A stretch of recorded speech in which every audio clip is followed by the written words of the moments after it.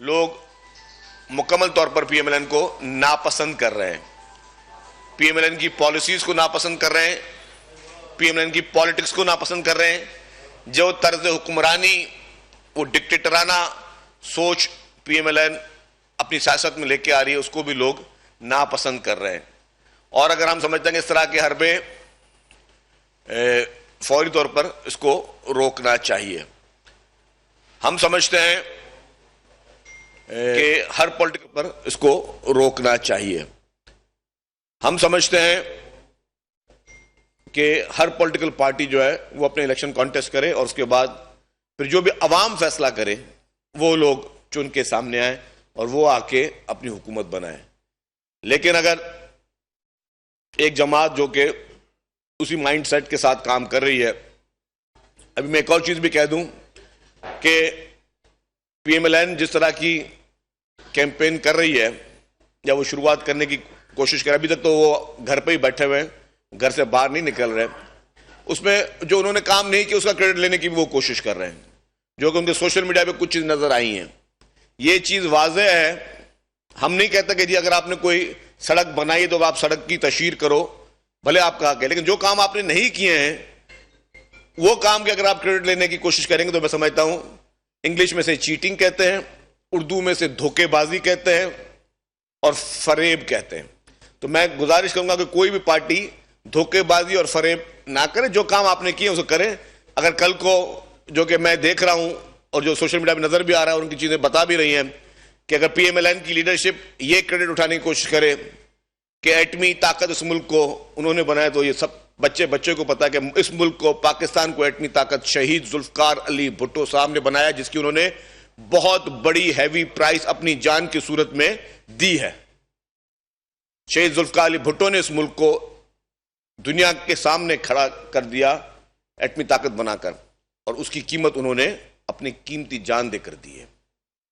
अगर इसी तरीके से पीएमएलएन ये कह रही है कि जी सीपैक, तो पाकिस्तान के बच्चे को पता है कि जिसने दौरे प्रेसिडेंट आसिफ अली जरदारी साहब ने चाइना जाके किए सीपैक के लिए, चाइना के लिए, चाइना और पाकिस्तान की दोस्ती के लिए, और उस पर फिर एक अजीम मंसूबा सीपैक बनाया जाए, वो क्रेडिट सिर्फ पाकिस्तान पीपुल्स पार्टी को जाता है। मैं कल इनके सोशल मीडिया में एक चीज देख रहा था, थरकोल को भी अपने खाते में डाल के बैठे हुए हैं। पाकिस्तान के बच्चे को पता है कि शहीद मोहतरमा बेनजीर भुट्टो साहिबा ने थरकोल का प्रोजेक्ट शुरू किया। पाकिस्तान के बच्चे को पता है कि उसको बाद मियां नवाज शरीफ साहब ने उस प्रोजेक्ट को बंद किया, ये कह के कि नहीं, सिंध में प्रोजेक्ट नहीं बनना चाहिए और ये प्रोजेक्ट नहीं चलेगा। पाकिस्तान के बच्चे को पता है कि फिर जब दोबारा पीपुल्स पार्टी हुकूमत आई और प्रेसिडेंट आसिफ अली जरदारी साहब मुल्क के सदर बने, तो उन्होंने फिर थरकोल के प्रोजेक्ट को स्टार्ट करवाया। फिर उस वक्त सैयद कायम अली शाह साहब, फिर सैयद मुराद अली शाह साहब, इन सब ने जो है उस प्रोजेक्ट में एज ए टीम बनकर प्रेसिडेंट आसिफ अली जरदारी साहब के और चेयरमैन बिलावल भुट्टो जरदारी साहब की उस प्रोजेक्ट को बनाया कि जिसमें हम अल्हम्दुलिल्लाह आज वहां से कोयला निकाल रहे हैं हजारों टन, और अब इंशाअल्लाह ताला ये प्रोजेक्ट जब आगे एक्सपेडाइट होगा तो अब 200 साल तक कोयला एक्सपोर्ट करने की पोजीशन में पाकिस्तान है। जिस सूबे को आप पसंद तक नहीं करते थे, जिस सूबे में आप लोग कभी आते भी नहीं थे, अब उसके प्रोजेक्ट का भी क्रेडिट आप लेने की कोशिश कर रहे हैं, अवाम को बेवकूफ बनाने की कोशिश कर रहे हैं।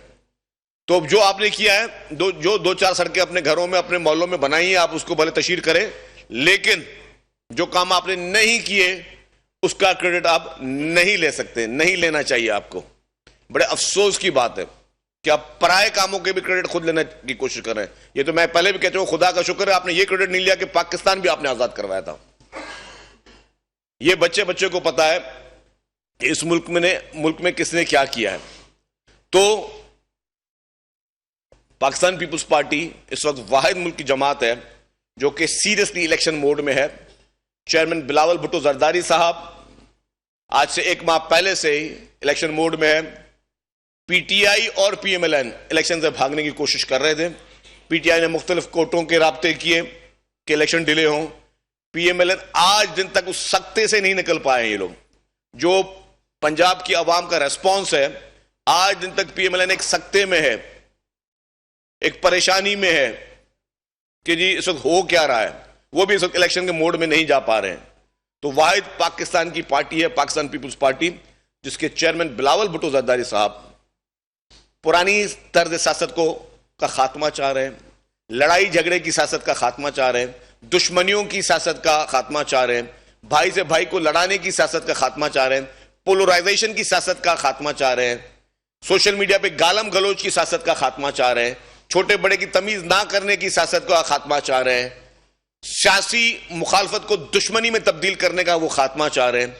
तो ये है विजन एक हमारे नौजवान लीडर का, मोहतरम बिलावल भुट्टो जरदारी साहब का, जो कि कहते हैं कि चुनो नहीं सोच को, पुरानी सियासत को खत्म करो, पुरानी इस तर्ज सियासत को खत्म करो, चुनो नहीं सोच को। आपने देखा कि इस वक्त पाकिस्तान में 3 पार्टीज हैं, 2 पॉलिटिकल पार्टीज लीडर क्या कह रहे, उनकी क्या सोच है। एक लीडर जो कि जेल में बैठा हुआ है, वो एक अलग बदले की आग में, पहले भी वो बदले की आग ले रहा था, आज भी बदले की आग में वो वहां पे झुलस रहा है।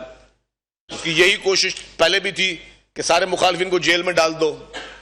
जो टॉक शो में आके सिर्फ इमरान खान के खिलाफ एक बात करता था, दूसरे दिन वो जेल में पड़ा होता था। दूसरी पार्टी का लीडर मियां साहब लंदन में बैठे हो, लंदन में से वापस बैठे हो, वो अलग अपने एक बदले की आग में लगे हुए हैं। तो अगर आपने यही सियासत करनी है कि आपने एक दूसरे से स्कोर सेटल करने हैं, एक दूसरे से ये दुश्मनियां अपनी निभानी है और अपने लड़ाइयां झगड़े कर रहे हैं, तो मुल्क की आवाम का क्या होगा। मुल्क की 24 करोड़ आवाम जो कि इस वक्त चाहती है कि उनके जायज मसाइल का हल हो, मुल्क की आवाम चाहती है कि उनके मसाइल का कोई हल करे। महंगाई की हालत क्या है, बेरोजगारी की हालत क्या है, मईशत की को तबाही के किनारे पे पहुंचाया पहले इमरान खान की हुकूमत ने, और उसके बाद फिर जो पीएमएलएन के पॉलिसीज ने, जो लास्ट भी 16 महीने पीएमएलएन की जो पॉलिसीज, उसकी वजह से मईशत का और बड़ा बेड़ा गर्क हुआ। तो जो महकमे उनके पास थे उसमें उन्होंने मतलब एक नाअहली उनके सामने जाहिर हुई है।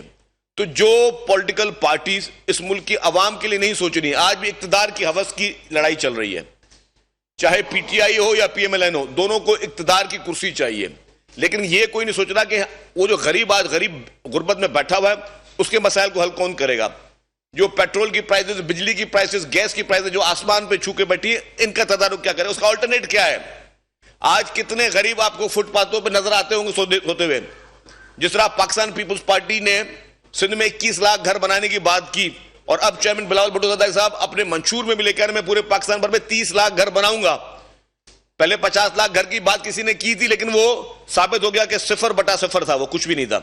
लेकिन जिस लीडर ने 1.5 साल में पहले ये सैलाब आया और एक कोशिश शुरू की, तो इस वक्त हजारों की तादाद में घर बनना मतलब रेडी हो चुके हैं, और बाकी हजारों की लाखों की तादाद में घर बन रहे हैं। हजारों की तादाद में इस वक्त घर रेडी हो चुके हैं सिंध भर में। मीडिया से मैं गुजारिश करूंगा कि ताकि आके देख लें। तो ये था एक विजन उस नौजवान लीडर का कि जी इस वक्त अवाम का की परेशानी है कि जो शख्स सड़क के किनारे बैठा हुआ है, उसको किस तरीके से छत दी जाए, उसको उसके खाद के खुराक की चीजें मसले क्यों हल हो, जो हमारे किसान हैं वो उनके साथ क्या मसले हैं, यूरिया के क्या प्रॉब्लम चल रहे हैं। किसी ने सोचा कि इस वक्त किसान जो है वो क्या काश्त उगाने की पोजीशन में है या नहीं है। आपको सिर्फ पढ़िए कि जी मैं इसको नहीं छोड़ूंगा, मैं उसको नहीं छोड़ूंगा, सिर्फ लड़ाई झगड़ा और इक्तदार की हवस। अनफॉर्चुनेटली बाकी पार्टियां इसमें लगी हुई हैं, लेकिन सिर्फ और सिर्फ पाकिस्तान पीपुल्स पार्टी है जिसमें चेयरमैन बिलावल भुट्टो जरदारी साहब और प्रेसिडेंट आसिफ अली जरदारी साहब मिलके इस पाकिस्तान को इस शदीद बहरानों से निकालने की कोशिश कर रहे हैं, लड़ाई झगड़े की सियासत को के खात्मे की कोशिश कर रहे हैं। मैं देख रहा था मीडिया में कुछ लोगों को अब पीटीआई पे भी रहम आना शुरू हो गया है। हमारे पाकिस्तान में लोगों की मेमोरी इतनी कमजोर और इतनी छोटी क्यों है, मुझे बात समझ में नहीं आती। क्या इमरान खान का पहला लाहौर का जलसा जिसमें उनका एक उरूज सामने आप सब लोगों ने भूल गया है, वो जलसा कैसे हुआ था, लोग कैसे पहुंचे थे, भर भर के कौन उनको जो है ट्रकों में वो जलसे को कामयाब बना रहा था। क्या वो इमरान खान की अपनी मकबूलियत थी? नहीं थी। क्या 2018 के इलेक्शन लोगों को भूल गए कि 2018 के इलेक्शन में लोगों ने किस तरह इलेक्शन लड़े? मैं आपके सामने एक छोटा सा वर्कर बैठा हूं, मैंने जेल से इलेक्शन लड़ी, मैं जेल में मौजूद था, जेल से बैठ के मैंने इलेक्शन लड़ी। अल्हम्दुलिल्लाह पीपुल्स पार्टी की वजह से, पीपुल्स पार्टी की लीडरशिप की मकबूलियत की वजह से मैंने जेल से इलेक्शन वो जीती। तो क्या वो आज शख्स जिसको 2-3-4 महीने से जेल में बैठा हुआ है उसमें वो उसको लोग बोलेंगे यार बहुत बड़ी कुर्बानी दे दी उसने? जो लीडरान 11-11 साल तक जेल में रहे, जो पार्टियों की लीडरशिप ईद की रातों को जिनको घसीट के हॉस्पिटल से जेल भेजा गया, जिन लोगों ने जेलों से इलेक्शन लड़ी, प्रेसिडेंट आसिफ अली जरदारी साहब 2 दफा जेल से इलेक्शन लड़के जीत चुके हैं। एक दफा वो नेशनल असेंबली की सीट उन्होंने जेल से जीती, एक दफा सेनेट की सीट उन्होंने जेल से जीती। तो जिन लीडरों ने जेल से बैठ के इलेक्शन की तो कौन सी बड़ी बात है? सिंबल पे बात आई तो यार सबसे बड़ा जुल्म तो पाकिस्तान पीपुल्स पार्टी के साथ हो चुका है। पीपुल्स पार्टी, हमारे कायद शहीद जुल्फकार अली भुट्टो साहब का सिंबल तलवार था, हमसे वोट छीन के हमें तीर दिया गया, हमसे हमारा सिंबल छीना गया, हमें हमारी पार्टी के नाम पे इलेक्शन लड़ने से रोका गया। हमने तो कभी इलेक्शन से नहीं भागे, हमने तो कभी रोना धोना नहीं किया, हमने तो कभी परेशानी नहीं की। हाँ, कुछ पार्टियों को हमेशा थोड़ी परेशानियां रहती है। मैं समझता हूं कि पीएमएलएन को भी थोड़ी परेशानी रही, फिर उनके जब भी उनको थोड़ी परेशानी पीएमएलएन को हुई है, उनकी लीडरशिप मुआहदे करके मुल्क से बाहर चली जाती है। और ये फैक्ट है, छुपाने की बात नहीं, डॉक्यूमेंट मौजूद है। जब भी पीएमएलएन की लीडरशिप जेल में गई है तो उनको मुआहदे करके बाहर भेज दिया जाता है, या दूसरी पार्टी पीटीआई को जब थोड़ी तकलीफ आई तो या वो मुल्क के खिलाफ साजिश शुरू कर देते हैं, वो सोशल मीडिया में मुल्क के खिलाफ साजिश शुरू कर देते हैं, वो इंटरनेशनली मुल्क के खिलाफ साजिश शुरू कर देते हैं, वो मुल्क के इदारों के खिलाफ साजिश शुरू कर देते हैं। और मैं कल से देख रहा हूं कि उस फैसले के बाद, सिंबल वाले फैसले के बाद, वो हमारे मौजूद जज साहबान के खिलाफ साजिश शुरू करके बैठे हुए। लोगों की मेमोरी क्यों भूल गई है कि माजी में कितनी दफा जजेस के खिलाफ मनपसंद फैसले के ना आने पे पीटीआई जब हुकूमत में थी तो उन्होंने कितने दफा जजेस के खिलाफ उन्होंने घिनौनी मुहिमें चलाई। तो क्या अब जुडिशरी भी और बाकी इदारे भी क्या इमरान खान की ब्लैकमेलिंग पे चले? मुल्क के तमाम इदारे क्या इमरान खान के इमोशंस पे चले, या चंद हमारे जो बेवकूफ लोग हैं जिनको समझ में नहीं आता कि सियासत होती क्या और हकीकत क्या है, जिनकी मेमोरी छोटी, उनके सेंटीमेंट्स पे चल के फैसले करेंगे? जो फैक्ट था वो सामने आया। हम पीपुल्स पार्टी के खिलाफ नहीं थी कि जी पीटीआई को सिंबल मिले या ना मिले, हमारी भला से हमें कोई परवाह नहीं थी, भले पीटीआई को बैट मिल जाता हमें कोई सरोकार नहीं था। लेकिन जो भी इलेक्शन कमीशन ने एक फाइंडिंग दी कि आपके इलेक्शंस ठीक नहीं हुए, आपके साथ ये मसले थे, तो इलेक्शन कमीशन की फाइंडिंग, इलेक्शन कमीशन एक आईनी इदारा है और उस इलेक्शन कमीशन का जो सरबराह है वो मुकर्रर करने वाला इमरान खान न्याजी था, जिसने उसकी तारीफें तक की कि इलेक्शन कमीशन का सरबराह मैंने रखा है, बहुत अच्छा आदमी है, बहुत खानदानी आदमी, बहुत बेहतर आदमी है। अगर आपके इलेक्शन कमीशन के सरबराह को, जिसको आपने रखा था, अगर वो आपके खिलाफ फैसले देता है तो आपको समझ जाना चाहिए। और ये छोटी सी बात नहीं है। मैं समझता हूं इलेक्शन कमीशन ने भी इमरान खान की ब्लैकमेलिंग में आके बहुत डील दी, वरना पीटीआई का जो फैसला था वो फैसला फॉरेन फंडिंग केस में क्लियर था। अगर फॉरेन फंडिंग केस पे प्रॉपर इंप्लीमेंटेशन होती तो इमरान खान हकीकी तौर पे सियासत से बाहर होते, क्योंकि जो चीज पाकिस्तान के कानून में ममनू थी वो हरकतें भी पीटीआई ने की, और इसराइल और भारत जैसे ममालिक से पैसे लिए, एस्टेब्लिश्ड बात है। आज आपको इमरान खान मासूम नजर आता है, लोग कहते हैं जी वो मासूम है। भाई किस चीज का मासूम है? 2018 में जिस तरह धांधलियां हुई, आरटीएस बिठाए गए, मैंडेट पर डाके मारे गए, ये मेरे कराची के जनरल्स बैठे, इन्होंने कराची की इलेक्शन देखी थी, किस तरह कराची की इलेक्शन में धांधली के अंबार किए गए, जीती हुई सीटों को हरवाने में तब्दील किया गया, पूरे पाकिस्तान में ये हुआ। फिर जहाज भर भर के लोगों की वफादारियां तब्दील की गई। इमरान खान कभी भी वजीर आजम नहीं था, इमरान खान के पास कभी भी अक्सरियत नहीं थी वजीर आजम की, फिर बाकी पार्टियों को जबरदस्ती शामिल करवा के उसको हिमायत दी गई, और उस हिमायत के बावजूद भी उसके पास अक्सरियत नहीं थी। फिर नंबर गेम में गलत नंबर्स असेंबलीज में पेश करके और लोगों को जबरदस्ती जदोकोब करके वो लॉज पास करवाए गए, जिसका एतराफ इमरान खान खुद कर चुका है। तो अगर वो इतना ही इमरान खान को कुछ लोग जो प्रेज कर रहे हैं, मुझे बात समझ में नहीं आई कि वो इतना ही कौमी हीरो था और बड़ा उसूली आदमी था, तो उस वक्त वो क्यों उन बैसाखियों के सहारा लेकर वो अपनी कानून साजियां कर रहा था, या इक्तदार की कुर्सी पे बैठा था और इक्तदार के हवस में पागल होके चल रहा था। और वही काम उसकी बुनियाद पीएमएलएन ने डाली है। पीएमएलएन की लीडरशिप भी वही तरीकेकार माजी से कर चुकी है। पीएमएलएन का वजूद किस तरह हुआ, पीएमएलएन की सियासत किस तरह हुई, और जिस तरह वीवीआईपी प्रोटोकॉल में जहाज से मियां नवाज शरीफ साहब उतरे और एयरपोर्ट पे उनसे साइन लिए जा रहे थे, मुझे अपना भी याद है कि हम भी इस्लामाबाद एयरपोर्ट पे उतरे थे, हम भी वॉलंटियरली आए थे, हम तो सजा याफ्ता भी नहीं थे, जमानत लेके आए थे, तो हमारे साथ तो इस्लामाबाद एयरपोर्ट में क्या सुलूक हुआ, वही मियां नवाज शरीफ के साथ आपने वीवीआईपी प्रोटोकॉल में सजा याफ्ता शख्स के साथ आपने क्या सुलूक किया। तो फर्क तो नजर आ रहा है वीवीआईपी ट्रीटमेंट का। तो कहने का मकसद यह है कि इस वक्त अगर सारी पॉलिटिकल पार्टीज का आपस में मुआवजा किया जाए तो वाहिद पॉलिटिकल पार्टी है पाकिस्तान पीपुल्स पार्टी, जिसने हमेशा अवाम की ताकत पर यकीन रखा है, अवाम के हुकूक की बात की है, साफ शफाफ इलेक्शन की बात की है। और पीपुल्स पार्टी की कोई इस तरह की हिस्ट्री नहीं है कि पीपुल्स पार्टी ने कभी भी चोर दरवाजे से इक्तदार में आने की कोशिश की हो। बाकी जो पॉलिटिकल पार्टीज पीपुल्स पार्टी से मुकाबला कर रही हैं, उन सब की यह हिस्ट्री है कि उन्होंने सिर्फ और सिर्फ चोर दरवाजे से इक्तदार हासिल किया है, गलत तरीके से इक्तदार हासिल किया है, झूठ से इक्तदार हासिल किया है। और कभी कोई लाडला रहा है, कभी कोई लाडला रहा है। लाडला 1 और लाडला 2 इनकी आपस में जो है वो मुकाबले रहे। पाकिस्तान पीपुल्स पार्टी जिसकी लीडरशिप ने हकीकी मायनों में अपना खून का नजराना दिया है, जमहूरियत की बहाली के लिए अपने खून का नजराना दिया, अपनी कीमती जानों का नजराना दिया है, यह पीपुल्स पार्टी की जिद्दोजहद और पीपुल्स पार्टी का वो रोल रहा है।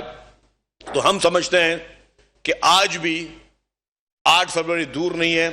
अवाम अपना जहन इस्तेमाल करेंगे, अवाम अपना जो जायज हक है उनका वोट का वो इस्तेमाल करेंगे। सबको वोट देने का इख्तियार मिलना चाहिए, सबको वोट अपनी इलेक्शन कॉन्टेस्ट करने का इख्तियार मिलना चाहिए। और इलेक्शन कमीशन पाकिस्तान में गुजारिश करूंगा कि इस तरह की चीजें जो हैं वो फौरी तौर पर इसको नोटिस लिया जाए। और चेयरमैन के हल्के में आपने जानबूझकर पीपुल्स पार्टी कैंडिडेट को निशान ना देकर ये आप मैसेज दे रहे हैं कि शायद चीजें बायस्ड हो रही हैं। तो इसके लिए मैं करूं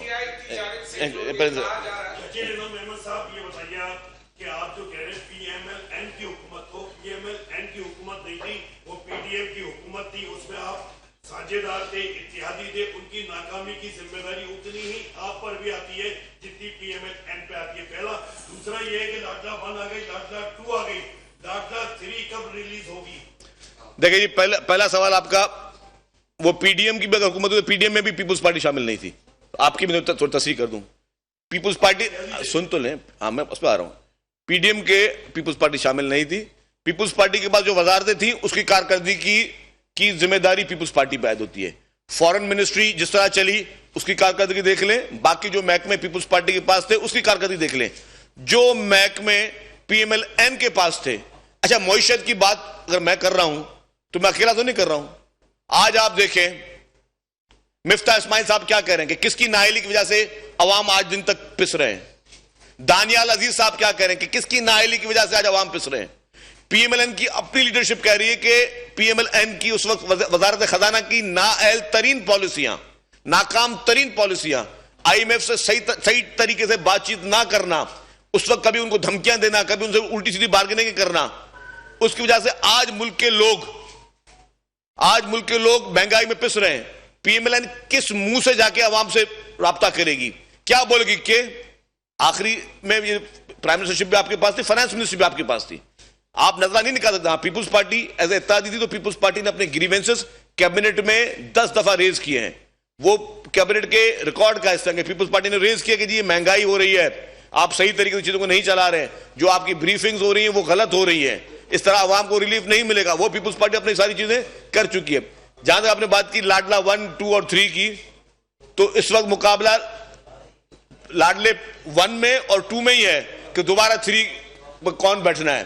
तो लाडले 1 और लाडले 2 जो हैं, जिन्होंने हमेशा चोर दरवाजे से इख्तिदार हासिल किया, वही कोशिश करें। लेकिन पीपुल्स पार्टी जो कि जिसमें मैंने कहा इसका खून इस मुल्क में शामिल है, जिसके लीडरान ने कभी भी लाडले नहीं बने और ना ही उनको कभी बनने का शौक है। जी चांडू साहब को अपने जान नजराने दिए इस मुल्क के लिए, ताकि वो जजों पर दबाव सवाल डाल के अपनी मर्जी के फैसले ले आए। लेकिन आज मुकला उन्हीं जजों के खिलाफ कह रहे हैं कि ये तो इन्होंने हमें कोई इंसाफ नहीं दिया। अगर उनको पेशावर ने तो इंसाफ दिया, अगर चीफ जस्टिस ने नहीं दिया तो उसका ये मतलब है कि वो खराब है। देखिए जी, पीटीआई को आपने बहुत अच्छा सवाल किया चांडू साहब। पीटीआई को किस तरह की जुडिशरी चाहिए? पीटीआई को जुडिशरी वो चाहिए कि खैबर पख्तूनख्वा में जस्टिस वकार सेठ साहब का जजमेंट मौजूद है, कहा कि बीआरटी की नैब और एफआईए में इंक्वायरी की जाए, बीआरटी की नैब और एफआईए में इंक्वायरी की जाए। वो सुप्रीम कोर्ट में बंदयाल साहब की बेंच में लगता है केस, स्टे दे दो, केपी के बीआरटी में कोई इंक्वायरी नैब और एफआईए नहीं कर सकती। पीटीआई को इस तरह की जुडिशरी चाहिए। वो आपके डिप्टी स्पीकर थे, क्या नाम था उनका, कासिम सूरी साहब। इलेक्शन कमीशन ऑफ पाकिस्तान कहे कि कासिम सूरी साहब डी सीट धांधली से हुए, गलत डॉक्यूमेंट दिए, खत्म। फिर जस्टिस बंदयाल साहब उनको